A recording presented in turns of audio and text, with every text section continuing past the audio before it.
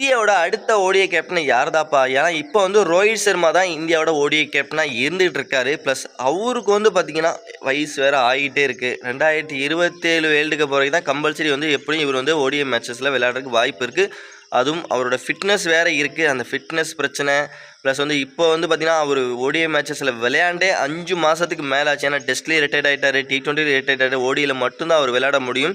அதனால் ஓடியில் விளையாண்டே 5 மாதத்துக்கு மேலே ஆச்சு. இனி அவர் விளையாடக்கூடிய மேட்சஸ்ன்னு பார்த்தீங்கன்னா அக்டோபர் மாதம் தான் விளையாட போகிறாரு. ஆஸ்திரேலியாவுக்கு எதிராக வந்து பார்த்திங்கன்னா அங்கே தான் விளையாட போகிறாரு. அப்படிங்கிற பட்சத்தில் 2027 வரைக்கும் இந்தியா விளையாட போகிற ஓடிஐ மேட்சே பார்த்திங்கன்னா மொத்தமாக 28 மேட்ச் தான் இருக்குது. இதனால் பல கேள்வி இருக்குது. ரோஹித் சர்மாவுக்கு அடுத்தபடியாக வந்து பார்த்திங்கன்னா இந்தியன் டீமில் யாரை வந்து கேப்டன்ஷிப் பண்ண வைக்கலாம், ஓடிஐ டீமை பொறுத்தவரைக்கும் யாரை கேப்டன்ஷிப் பண்ண வைக்கலாம். ஏன்னா ரோஹித் சர்மா 2027 வரை வேர்ல்டு கப் தான் அவருக்கு கடைசி வேர்ல்டு கப்பாக இருக்கும் அப்படிங்கிறது எல்லாத்துக்குமே தெரிஞ்ச விஷயம் தான். ஏன்னா அவரோட ஏஜ் ஃபேக்டர் அந்த அதுக்கு தெளிவாக அதுலேருந்து நமக்கு தெளிவாக தெரியுது.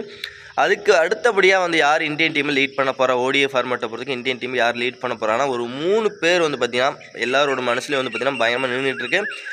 சுப்மன் கில், ஸ்ரேயஸ் ஐயர் அண்ட் ஹார்திக் பாண்டியா இவங்க 3 பேர் தான் வந்து பார்த்திங்கன்னா அடுத்த ஓடிஐ கேப்டனாக இருக்கிறதுக்கு வாய்ப்பு அதிகமாக இருக்குது அப்படின்ட்டு நம்ம அந்த வீடியோவில் பேச போகிறோம். ப்ளஸ் வந்து மக்களும் இதான் விரும்புகிறாங்க. அந்த 3 பேர்த்தில் யார் வந்தால் பெட்டராக இருக்கும், ஓடிஐ கேப்டனாக யார் வந்தால் பெட்டராக இருக்கும்ட்டு இந்த வீடியோவில் தெளிவாக பார்க்கலாம் ஃப்ரெண்ட்ஸ். அதுக்கு முன்னாடி நம்ம சந்துரு சிக்ஸர் யூடியூப் சேனலை சப்ஸ்கிரைப் பண்ணிக்கிங்க. பக்கத்தில் பெல் பட்டன் இருக்கும், அதையும் கிளிக் பண்ணிங்க. அப்போ தான் நம்ம போடக்கூடிய வீடியோஸ் எல்லாமே பார்த்தீங்கன்னா உங்களுக்கு வந்து நோட்டிஃபிகேஷன் நண்பர்களே.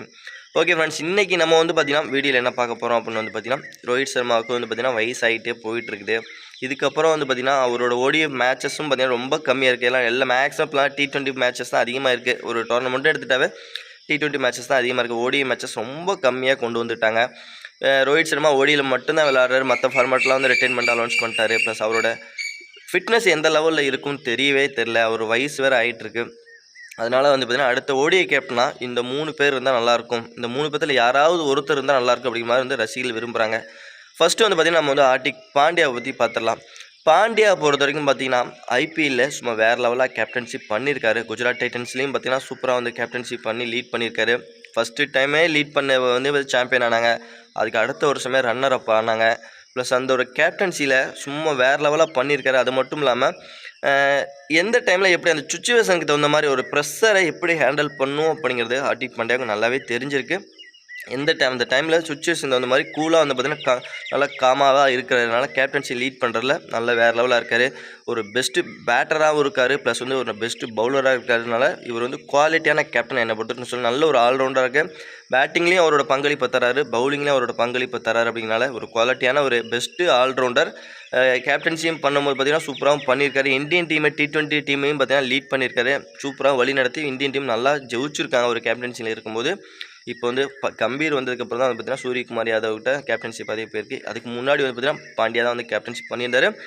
என்ன பொறுத்த வரைக்கும் கேப்டன்சி ஓடிஐ ஃபார்மேட்டுக்கு ஹார்திக் பாண்டியா ஒரு தகுதி உள்ள ஒரு கேப்டன் நான் தெளிவாக வந்து சொல்லுவேன். அவர்கிட்ட பேட்டிங் பவுலிங் எல்லாமே இருக்குது. என்ன ஒரு பிரச்சனைனா அடிக்கடி அவருக்கு வந்து இன்ஜுரி ப்ராப்ளம் வருது. அந்த ஃபிட்னஸ் இன்ஜுரியில் தான் வந்து மாட்டிக்கிறாரு. அது பவுலிங்கில் தான் வந்து பார்த்திங்கன்னா அவருக்கு சிக்கலாக இருக்குது. பவுலிங் பண்ணாமல் இருந்தால் ஒரு பேட்டிங்கில் மட்டும் அவர் கேப்டன்சி இருந்தால் சூப்பராக பண்ணுறதுக்கு வாய்ப்பு அதிகமாகவே இருக்குது. நெக்ஸ்ட்டு பார்த்திங்கன்னா ஸ்ரேயஸ் ஐயரை பற்றி நம்ம வந்து பேசிடலாம். ஸ்ரேயஸ் ஐயரை பொறுத்த வரைக்கும் பார்த்திங்கன்னா ஐபிஎல்லில் அவரோட ரெக்கார்டு எடுத்து பாருங்கள், கேப்டன்சி ரெக்கார்டு எடுத்து பாருங்கள். டெல்லி கேபிட்டல்ஸை சூப்பராக வழி நடத்திருக்காரு, ஃபைனல் வரைக்கும் கொண்டு போயிருக்காரு. அதுக்கப்புறம் கொல்கத்தா டீமையும் வந்து பார்த்திங்கன்னா கேப்டன்சியாக லீட் பண்ணியிருக்காரு. அந்த டீம் வந்து சாம்பியன் ஆக்கியிருக்காரு. அதுக்கப்புறம் பஞ்சாப் டீமுக்கு கேப்டன்சி பண்ணியிருக்காரு. பஞ்சாப் டீமை 2025 ஃபைனல் வரைக்கும் எடுத்துகிட்டு போயிருக்காரு. அவரோட கேப்டன்சி ஐபிஎல்லில் வேறு லெவலில் இருக்குங்க. ப்ளஸ் வந்து பார்த்திங்கன்னா அவரும் ஒரு யங்ஸ்டர் தான். ப்ளஸ் ஆனால் அந்த யங்ஸ்டர் சரியான மெச்சூரிட்டி காமிச்சிருக்காரு. பிளேயர்கள்ட்ட எப்படி வந்து நடந்துக்கணும், எந்த டைமில் எப்படி நடந்துக்கணும், ப்ளஸ் ஒரு மெச்சூரிட்டி லெவல் அதிகமாக இருக்குது அவர்கிட்ட. ஒரு இளம் வீரர் தான், ப்ளஸ் ஆனால் ஒரு முதிர்ந்த வயசு ரொம்ப ஆனால் ஒரு எவ்வளோ இந்தளவுக்கு ஒரு மெச்சூரிட்டி இருக்குமோ அந்தளவுக்கு ஒரு மெச்சூரிட்டியாக இருக்கிறாரு ஸ்ரேயஸ் ஐயர் பொறுத்த வரைக்கும். பேட்டிங்கில் மிடில் ஆர்டரில் போட்டு பொலன்னு பொழக்கிறாரு. ஸ்ரேயஸ் ஐயர் வேறு லெவலாக பண்ணிகிட்ருக்காரு. அது மட்டும் இல்லாமல் டொமஸ்டிக் லெவலில் பார்த்தீங்கன்னா அவரோட கேப்டன்சி நல்லா இருந்திருக்கு. ஐபிஎல்லையும் அவரோட கேப்டன்சி நல்லா இருந்திருக்கு. பேட்டிங்கில் மிடில் ஆர்டரில் ஒரு வேறு லெவல் பேட்டிங் பர்ஃபார்மன்ஸ் பண்ணக்கூடிய ஒரு பிளேயர். இவரு இந்தியன் டீமுக்கு ஓடிஐ ஃபார்மேட்டில் கேப்டன்சி வந்தால் இவரும் பார்த்திங்கன்னா சூப்பராக பண்ணுறதுக்கு நல்லா இருக்கும், வாய்ப்பு அதிகமாக இருக்குது. இவருக்கு கேப்டன்சி கொடுத்தாலும் இந்தியன் டீம் சூப்பராக வழி நடத்துறதுக்கு நல்ல ஒரு வாய்ப்பு இருக்குங்க.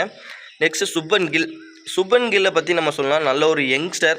இவர் வந்து பார்த்திங்கன்னா இந்தியன் டீமை லீட் பண்ண உள்ள என்ட்ரி கொடுத்தார் அப்படின்னா இப்போ வந்து லீட் பண்ணி என்ட்ரி கொடுத்துறாரு. டெஸ்ட் கரியரில் இவர் தான் கேப்டன்சியில் இருக்கிறாரு. டெஸ்ட் கரியரில் பார்த்தீங்கன்னா இங்கிலாந்துக்கு எதிராக போய் இங்கிலாந்துலேயே 5 டெஸ்ட்டில் 2-2 அப்படிங்கிற மாதிரி ஈக்குவல் பண்ணியிருக்காங்க. அதுவும் எல்லாருமே பார்த்தீங்கன்னா சீனியர் பிளேயர் கிடையாது.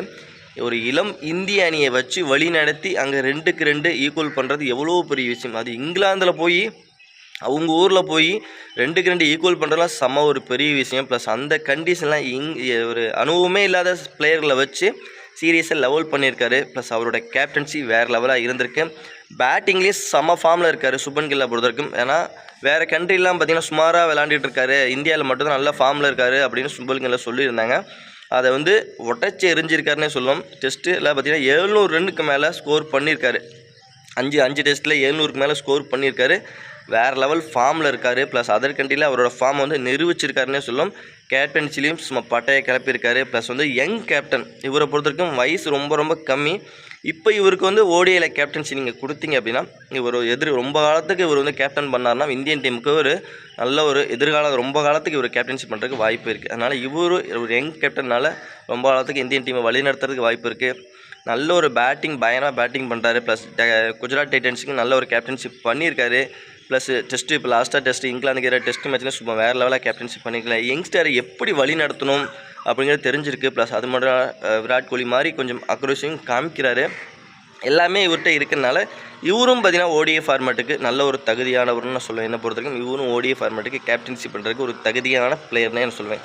இந்த 3 பேருமே தகுதியான பிளேயர் தான். ஓடிஐ மேட்சை பொறுத்த வரைக்கும் கேப்டன்சி பண்ணுறதுக்கு இவங்க 3 பேருமே தகுதியானவர் தான் என்னை பொறுத்த வரைக்கும்.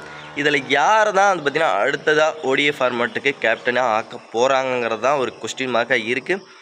என்னோட கருத்தை பொறுத்த வரைக்கும் யங் கேப்டனாக வந்து பார்த்திங்கன்னா ஸ்ரேயஸ் ஐயரை இல்லைனா சுப்மன் கில்லை இவங்க 2 பேர்த்தில் யாராவது உள்ளே கொண்டுறதுக்கு வாய்ப்பு இருக்குது. இல்லை அப்படின்னா உங்களோட கருத்தையும் சொல்லுங்கள். உங்களோட கருத்து நீங்கள் சொல்லுங்கள்.